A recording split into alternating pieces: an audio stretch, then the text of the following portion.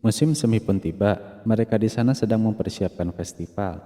Floren juga mengajak rekannya untuk latihan dengan keras, supaya tidak memalukan kerajaan iblis. Hiraku heran kenapa banyak orang yang sedang berolahraga di luar. Dia menjelaskan mereka sedang mempersiapkan untuk festival bela diri. Wanita tersebut pun ditegur oleh Floren untuk meneruskan latihannya, dan dia berpamitan kepada Hiraku. Hiraku melihat mereka semua bersemangat melakukan latihan untuk festival nanti. Hakuren juga ingin latihan, karena yang dilakukannya tadi belum seberapa. Namun Hiraku menolaknya karena kekuatan Hakuren hebat. Dia menyuruh Hakuren untuk menjadi wasit saja. Lasti pun sama ingin pulang terlebih dahulu untuk latihan. Dan Hiraku masih melarangnya karena dia butuh 2 wasit dalam festival nanti.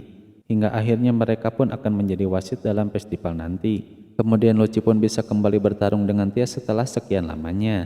Namun Tia merasa kalau pukulan Luci tidak ada satupun yang mengenai Tia.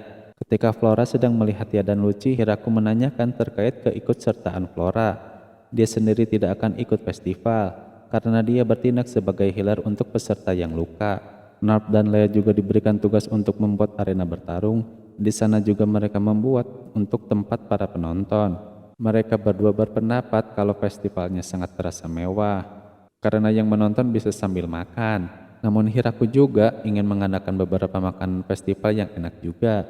Di hari festival, Yuri membawa ayahnya sang Raja Iblis. Galgordo pun mengenalkan dirinya kepada Hiraku. Yuri mengatakan supaya ayahnya tidak bersikap formal, kemudian dia langsung berkata sesantai mungkin. Hiraku berpikir kalau Galgordo sangatlah kuat karena dia orang yang penting di kerajaan tersebut. Lalu ada yang menyapa Hiraku lagi, dan dia adalah Kaisar Naga.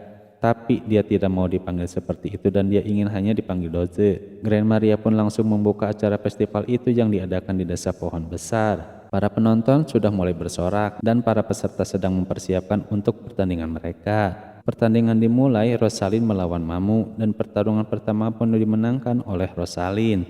Flora di sana memberikan pengumuman untuk mereka yang terluka supaya datang kepadanya, karena Flora bertugas untuk menyembuhkan. Festival pun terus berlangsung, dan para peserta mulai bertanding satu sama lain hingga pertarungan Floren melawan Sena pun dimulai. Mereka pun bertarung dengan sengit hingga menyerang satu sama lain. Namun mereka berdua keluar arena secara bersamaan. Turnamen bela diri tingkat prajurit pun akhirnya dimulai. Ronde pertama, Uno si Serigala melawan Junia si Laima. Ketika Uno menyemburkan serangannya, Junia berhasil menghindari dan langsung menangkap Uno yang akhirnya dia menyerah. Kemudian di ronde kedua adalah Gada Silizarmen melawan Makuro, anak dari Zabuton. Ketika Daga menyerang, dia sudah terperangkap oleh jaring Makuro yang akhirnya dia kalah tanpa perlawanan. Pertarungan berikutnya, Yasi Alt Gunung melawan penantang tamu Garp dari desa Holwing. Ketika ia menyerang, Garp bisa menghindar namun dia hampir keluar dari arena. Dan ia menyerah karena dia sudah mulai kecapean. Selanjutnya Lea melawan Grand Maria. Pertarungan pun dimulai. Lea langsung mengeluarkan kekuatannya, tapi Grand Maria terbang ke atas untuk melihat semuanya dari bawah, hingga dia langsung menyerang. Namun Lea berhasil mengunci Grand Maria. Lalu Lea juga menempatkan beberapa jurusnya hingga Grand Maria terkena serangan telak. Namun Lea telah menggunakan semua kemampuannya hingga dia pun tumbang di samping Grand Maria. Selanjutnya Tia melawan Kudel, tapi Tia menang dengan kilat. Selanjutnya Korone melawan Luci, dan pertandingan pun dimenangkan oleh Luci. Hingga akhirnya Tia bertarung bersama Luci. Ketika dimulai mereka bertarung hingga tidak terlihat sedikit pun. Hiraku pun tidak bisa mengikuti pergerakan mereka. Hiraku mencoba memegang senjata serba bisanya, hingga akhirnya dia bisa melihat mereka bertarung. Luci menggunakan sihir, tapi Tia bisa menahan serangan dari Luci dengan tangan kosong. Luci pun mencoba memukulnya, namun serangan Tia telak mengenai Luci, hingga akhirnya Luci kalah dari Tia.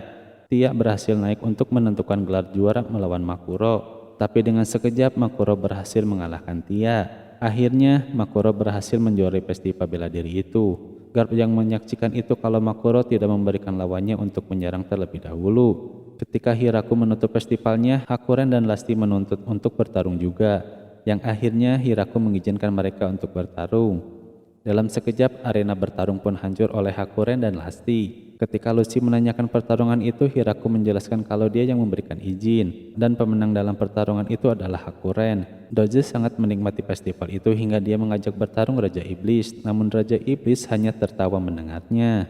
Mamu dan Hiraku sedang memanen lobak. Lalu Hiraku ingin membuat salad dengan lobak, kemudian Mamu ingin mencoba lobak secara mentah. Setelah digigit, dia merasa kepanasan. Hiraku menjelaskan kalau memakan di sana pasti merasa seperti itu, karena lobak dibagi menjadi 3 bagian. Tidak lama kemudian anak-anak melapor kepada Hiraku kalau ada orang-orang yang aneh. Ketika Hiraku menghampirinya, dia sedang menyembah dewa, dan orang tersebut adalah leluhur vampir Valgate. Dia menyapa Alfred, anak dari Lucy dan Hiraku. Ketika Hiraku menanyakan wanita yang bersamanya, Valgate mengatakan kalau dia bukanlah istrinya. Dia adalah Fus, pendeta agama Korin. Hiraku menanyakan kepada Lucy terkait agama itu. Namun Valgate menjelaskan mengenai agama itu. Itu adalah agama yang menyembah dewa. Ajarannya bebas selama mereka memuliakan dewanya masing-masing. Lucy menambahkan kalau Fus juga merupakan orang yang penting karena tiap berkunjung ke kota suka disambut dengan parade. Fus kesini ingin meminta tolong untuk menyembuhkan anaknya, karena dia tahu kalau di desa ini ada peneliti yang hebat dalam meracik obat penyembuh dan mencatatkan namanya dalam sejarah. Dia adalah Flora. Di sana juga Flora memberitahu mereka kalau dia suka membuat buku dan bukunya dipakai sebagai buku pelajaran di sekolah sihir manapun. Ketika Flora melihat penyakit dari anak Fus, kalau itu merupakan kasus yang sangat rumit yang pernah dia tangani sebelumnya. Hiraku juga meminta mereka untuk mencarikan cara untuk menyelamatkan anak itu. Lucy juga merasa sulit, namun dia akan berusaha untuk membuat obat itu. Mereka langsung meracik obat tersebut, lalu Lucy meminta bantuan Hiraku untuk mengumpulkan semua bahan yang ada di dalam buku ini. Dia pun sama ditugaskan untuk mengambil bahan yang hanya ras malaikat saja yang bisa. Hiraku juga pergi untuk mencari harta rahasia yang tidak bisa orang lain dapatkan. Kemudian Hakuren disuruh untuk mencari air mata naga dan dia mencoba untuk mengelitiki Lasti hingga mengeluarkan air mata. Setelah mendapatkan air mata naga, tinggal batu dari Gunung Gilgud. Hakuren mengetahui kalau itu dipakai oleh Doraimu untuk menjanggal pintu di belakang sarangnya. Lihat telah kembali setelah mendapatkan bahannya, namun mereka semua terlihat kecapean. Dia berhasil mendapatkan bahannya, walaupun itu terlihat sangat kecil, dan semua bahan pun sudah berhasil dikumpulkan. Ketika mereka akan mencabut bahan dari pot, Flora menyarankan untuk berhati-hati karena sudah banyak korban sebelumnya dalam kasus ini. Ketika dicabut, Hiraku melihat tidak ada hal yang terjadi, namun tidak lama kemudian dia mengeluarkan gas. Flora mengatakan kalau itu adalah gas bau yang bisa membuat para monster kabur. Ketika mereka sedang membuat obatnya, Fus terlihat sedang berdoa pada patung dari pagi hingga malam. Ketika Hiraku menghampirinya, Fus merasa kalau dirinya tidak apa-apa dan dia hanya bisa berdoa saja. Malam harinya, obat tersebut pun sudah jadi hingga membuat ledakan yang hebat. Besoknya Lucy menyuruh Fus untuk segera memberikan obat itu kepada anaknya. Setelah itu anak dari Fus pasti akan sembuh. Setelah itu mereka akhirnya pergi bersama dengan Velget menggunakan sihir teleport. Setelah mereka pergi, patung dewa itu bercahaya karena dilakukan istimewa oleh Fus, hingga Hiraku menutupnya. Setelah itu Hiraku ingin menanam wijen, hingga tidak berselang lama wijen pun sudah tumbuh. Lalu mereka melihat salah satu pohon yang Hiraku pun tidak tahu itu pohon apa, dan di sana juga sudah bertumbuh buahnya. Lalu mereka mengambil buah yang sudah terjatuh dan itu sudah terkelupas sendiri. Hiraku yang melihat itu mulai tahu kalau itu adalah biji kenari. Hiraku menjelaskan kalau bijinya bisa dimakan, namun harus menggunakan alat karena cangkang yang keras. Mamo juga melihatkan pohon yang lainnya juga, dan pohon tersebut pun sudah berbuah juga. Ketika Mamo petik dan dibuka, di dalamnya terdapat kacang almond. Lalu ada pohon lagi yang kecil. Hiraku mengetahui kalau itu semacam umbi. Ketika diangkat kalau itu ternyata kacang tanah. Hiraku mulai ingat kalau dulu dia ingin menanam kacang campur. Lalu dia juga menemukan pohon yang sudah berbuah, namun buahnya seperti jambu dan memiliki kacang di bawahnya. Hiraku memetik buah tersebut dan mengambil kacang mete yang menyatu dengan buah itu. Rasa dari buah tersebut seperti buah apel namun terasa sepat, tapi berair seperti buah pir. Floren ingin memasarkan kacang-kacang itu ke wilayah iblis karena bisa laku keras. Hiraku membenarkannya karena tanaman ini tahan lama dan mudah untuk diperjualbelikan. Lasti dan Hakuren datang ke sana dan menanyakan yang sedang dilakukan oleh Hiraku. Hiraku sendiri sedang uji coba parasut. Slime Sake menghampirinya dan dia ingin menjadi penumpang dalam uji parasut itu. Dia pun terbang ke atas, setelah itu parasut tersebut pun diterbangkan. Setelah sampai bawah, Slime Sake pergi dari sana. Yang melihatnya pun merasa heran dengan slime itu. Beberapa hari berikutnya, para serigala Inferno dan Demon Spider menangkap beberapa malaikat yang Hiraku sendiri tidak mengenalinya. Hiraku menanyakan terkait itu kepada Grand Maria. Dia mengenalnya, berawal dari patroli di desa baru, dan areanya terlalu luas. Grand Maria pun pergi ke pemukiman ras malaikat untuk mencari bantuan. Namun mereka merasa tidak sanggup. Putri dari ras itu mengumpulkan pasukan dan menyerbu ke tempat ini. Namun mereka berdua tidak tahu alasan utamanya. Putri itu pun ingin diturunkan dari sekapannya. Dia ke sini tidak bermaksud untuk bermusuhan, namun dia datang seperti ini karena ingin menjaga martabat dari ras malaikat. Karena ras malaikat yang seharusnya dihormati dan dimuliakan manusia, namun di desa ini mereka malah bermalas-malasan. Hiraku menanyakan kepada Grand Maria kalau itu tergantung dari masing-masing orangnya. Namun Cupid marah karena mereka mengabaikan untuk menjalankan adat dalam mencari suami. Grand Maria menjelaskan kalau ras malaikat dulu hanyalah perempuan saja. Agar rasnya tidak punah, mereka menerima pria dari ras lain untuk dijadikan suami. Tapi dengan syarat pria tersebut harus mengikuti ujian adat kami dan melewati ujian yang berat. Hiraku akhirnya mengerti kenapa dia datang untuk menyerbu ke tempat ini. Hiraku akhirnya membebaskan mereka dan menerangkan kalau tindakan mereka merupakan ancaman bagi desa ini. Hiraku juga akan memaafkan mereka asalkan mereka menjadi bawahan dari Grand Maria. Namun kalau tidak maka mereka akan dianggap sebagai musuh. Mereka akhirnya ada yang berpindah, hingga Cupid di sana marah karena mereka bisa berpindah secepat itu. Kalau ras Harpi itu tidak peduli untuk mengikuti ras apapun. Namun Cupid itu berbeda. Hiraku mengatakan kalau darang dari semua ini adalah Cupid dan mereka diberikan 10 kali hukuman yang berat. Tapi tiap satu dari mereka meminta maaf, maka hukumannya dikurangi 1. Grand Maria dianggap heran karena Hiraku bisa membuat bawahan Cupid menyerah. Menurut Hiraku kalau mereka membutuhkan alasan untuk meminta maaf supaya tidak malu. Karena sudah meminta maaf mereka pun disambut dan diberikan makanan. Namun sekarang tinggal Cupid seorang yang masih belum menyadari kesalahannya. Karena bersikeras akhirnya Grand Maria meminta Hiraku untuk melakukan ujian malaikat agar bisa memunjuk Cupid. Hiraku pun akan melakukannya asal dia tidak menyuruh terbang dan mengalahkan monster. Tapi Grand Maria tahu kalau Hiraku pasti akan bisa. Lalu dia menjelaskan kalau ujian tersebut ada 5. Yang pertama kekuatan harta, dia meminta untuk menyumbangkan 770 koin emas ke ras malaikat. Lalu Hiraku memberikan batu Golgot dan dia pun langsung terkejut. Dia pun langsung mengambil batu itu. Kemudian ujian kedua kecerdasan, namun Hiraku berhasil memenangkan ujian tersebut. Ujian yang ketiga adalah ujian tempur. Peraturannya pun tinggal lawan orang yang mereka tunjuk dan menangkapnya.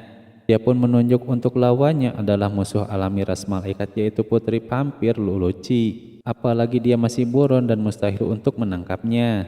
Ketika itu Luci ke sana, Hiraku menjelaskan kalau dia harus duel dengan Luci. Luci pun tidak mengerti maksudnya, namun Hiraku menyuruh Luci untuk cepat untuk ikut dengannya. Setelah itu ujian keempat dan Hiraku harus melawan Get Dragon Raja Gulgut yang susah untuk diajak bicara. Tidak lama kemudian dia datang ke sana, namun tidak lama dia pergi lagi dan memberikan Hiraku daging yang sangat langka. Lalu ujian yang terakhir adalah lempar koin. Hiraku akan mencobanya. Karena menang, dia pun langsung membalikan koin tersebut dan mengatakan kalau Hiraku kalah dalam ujian itu. Tidak lama kemudian, dia datang dan mengembalikan koin itu lalu menginjaknya supaya tidak bisa dikembalikan. Hingga Cupid terkejut melihat dia ada di sana. Dia menjelaskan dia sengaja untuk tidak ke sana, kalau ke sana dia pasti akan sangat keras kepala. Dan ada alasan kenapa dia terobsesi dengan ujian itu. Karena dulu ibunya mempermudah ujian demi bisa menikahi ayahnya yang beda status. Dari situlah Cupid terus dirundung, yang akhirnya Hiraku mengerti alasannya. Cupid pun menghampiri mereka. Hingga masalah pun selesai antara Cupid dan Hiraku. Ketika sudah tenang, Cupid memberikan saran kepada mereka terkait keamanan desa. Dia dan Grand Maria mulai merasa tenang. Karena berkat bantuan dari Harpi, patroli udara terasa lebih ringan. Beberapa hari berikutnya, desa sering kali kedatangan para naga. Lalu naga merah pun menghampiri Hiraku dan berubah menjadi manusia. Dia meminta bantuan kepada Hiraku dan Hakuren. Dia merupakan adik Hakuren yaitu Domim. Ketika dijelaskan, kakaknya yang bernama Doraimu juga mengerti akan hal itu. Karena memang selalu terjadi. Domim selalu merasa ketakutan setiap hari. Tidak berselang lama ada getaran yang membuat mereka ketakutan dan terdiam. Ternyata ada seekor naga lagi yang datang. Lalu dia berubah menjadi seorang perempuan. Dia mengenalkan dirinya. Dia bernama Kuan, tunangan dari Domim. Hiraku melihat Domim sangat ketakutan akan sesuatu setelah kedatangan Kuon. Kwon pun berbicara kepada Domim, namun dia hanya terdiam saja. Doraemon tiba-tiba merasa sakit perut. Lalu Hakuren meminta Kwon untuk tidak merundung adiknya. Menurut Kwon malah sebaliknya. Karena Domim sudah sering membatalkan janji yang sudah mereka sepakati sebelumnya. Kwon juga selalu tahu di mana Domim bersembunyi. Ketika Kwon mulai curiga kepada Domim, Hirako mencoba menengahi mereka dan meminta Domim untuk mengikutinya. Setelah di kamar, Hirako mengetahui kalau Kwon memiliki aura yang sangat menakutkan. Di sana Domim mengatakan kalau dia tidak ingin menikahinya, tapi Hirako mengatakan kalau itu adalah mustahil. Karena begitu mereka bertemu, nasib sudah ditentukan. Hirako mencoba untuk menasihatinya dan menyuruhnya untuk memikirkan lagi syarat yang tidak berat untuk menikahi Kwon. Tapi Domim putus asa kalau dia tidak mau mendengar perkataannya. Hirako menyuruh Domim untuk mengatakan perasaannya terhadap Kwon. Hirako menyuruh Domim untuk menuliskannya di kertas dan menyuruhnya untuk menulis sedetail mungkin supaya tidak ada yang terlewat. Setelah keluar, Hirako menanyakan terkait pernikahan terhadap Domim. Hirako juga mengatakan kalau Domim sedang menuliskan surat, menuliskan semua hal yang diharapkan dari calon istrinya. Hirako juga menyuruh Kwon untuk menuliskan hal yang sama. Lalu dia meminta izin untuk meminjam ruangan yang kosong karena dia malu kalau harus dilihat oleh orang lain. Doraemon menghampiri Hirako dan mengatakan kalau wanita ras naga itu sulit untuk dihadapinya. Setelah selesai, mereka memberikan surat itu satu sama lain. Hingga akhirnya mereka pun pulang bersama. Walaupun butuh waktu dan perjuangan, hingga akhirnya mereka mengerti satu sama lain. Hakuren mengucapkan terima kasih. Hirako juga tidak bisa mengabaikan begitu saja, karena dia sudah seperti keluarga baginya.